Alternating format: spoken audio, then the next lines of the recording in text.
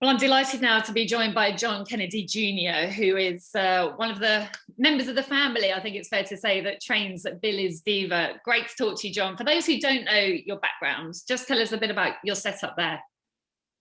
Yeah, we'd be big into dogs all our life. We'd breed them, rear them, and usually sell them on. We would have done a lot of the sales in England and stuff over the years, but probably the biggest success we had was the Derby in 2017 with Good News. Paddy Gilfoyle trained them for us, and we bred them ourselves.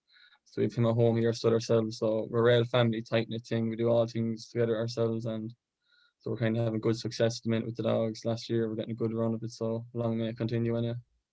And it's amazing. You've only been training together for a year and you've got a bitch like Billy's Diva in your hands. Obviously, before you said you might have sold her on to England or wherever, but now, she turns up at Shelbourne Park and clocks a 28.09. You must have been absolutely over the moon with that.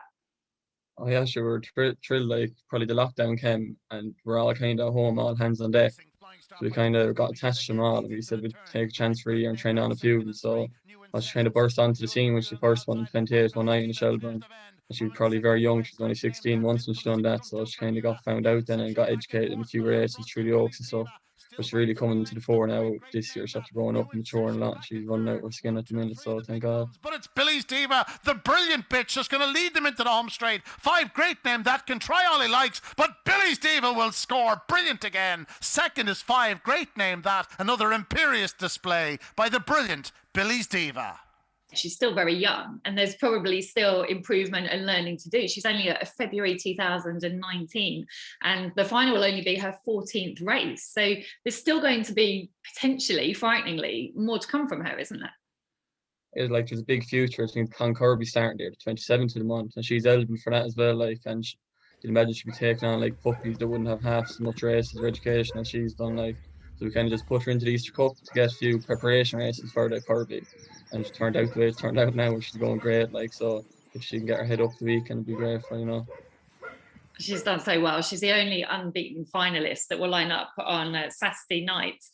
What do you make of her chances from Chat 3? She's a likely favourite. I think there's 3 really fancy dogs in the race, but she could just shade favouritism. She is at the time we're recording this. What do you think of her chances?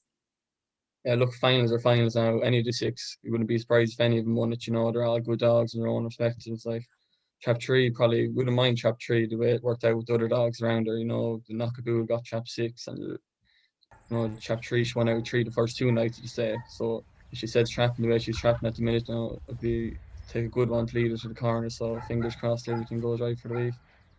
Yeah, it looks like a great race. Will we see her on these shores for the Derby at Toaster, do you think? Oh, it's possible. We'll see how the year goes now after this day. Come and see the Kirbys, what it works out. But yeah, we'll have that in the back of our heads anyway to go over and take you on with her, hopefully.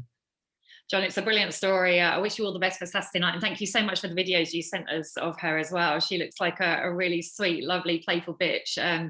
And she's had a big career already. And I think you've got a bigger future to look forward to. But for now, best of luck for Saturday night. Thanks a million, Julie.